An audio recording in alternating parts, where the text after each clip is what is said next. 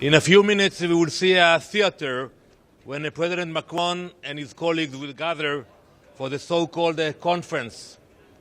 This is a theater because we all know that it's detached from reality. While Macron and his colleagues will celebrate 48 hostages who will stay in captivity in Gaza. We know that this conference it came to life from domestic interests. It is not diplomacy. When Hamas is praising this conference and calling it the fruit of October 7th, we know it's a problem. If a terrorist organization is supporting what's happening here, it's shameful.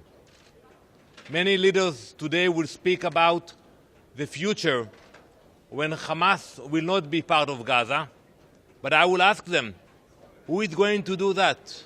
Who is going to actually make sure that Hamas is not part of Gaza?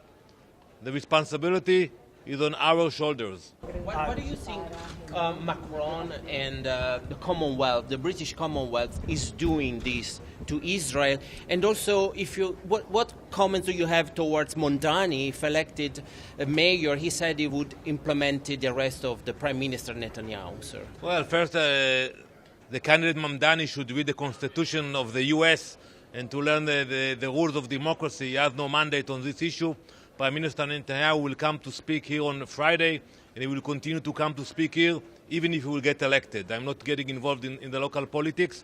They cannot speak with Hamas. With all due respect to President Macron, the Elysee cannot give instructions to Hamas. So it's easier to come here, make statements, take pictures. They feel they are doing something, but they are not promoting peace.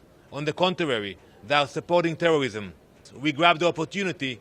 The Palestinians said no, they rejected the opportunity. So no one can blame us for that. And I think, some countries will say that they will not recognize the Palestinian state until Hamas will be out of the game or until the hostages will come back. But they have to look at the reality. There is a very weak leadership today to the Palestinians. In Gaza there is no leadership. Hamas will not be there. But also in Judea and Samaria, we see a very weak regime. 142 countries have voted to endorse the framework of a two-state solution. What do you have to say to them? I told them that when they voted on this resolution, that it's a theater. They know it's not going anywhere. It's not going to change the lives of the Palestinians on the ground. It's not going to change the security of Israelis on the ground. It's empty.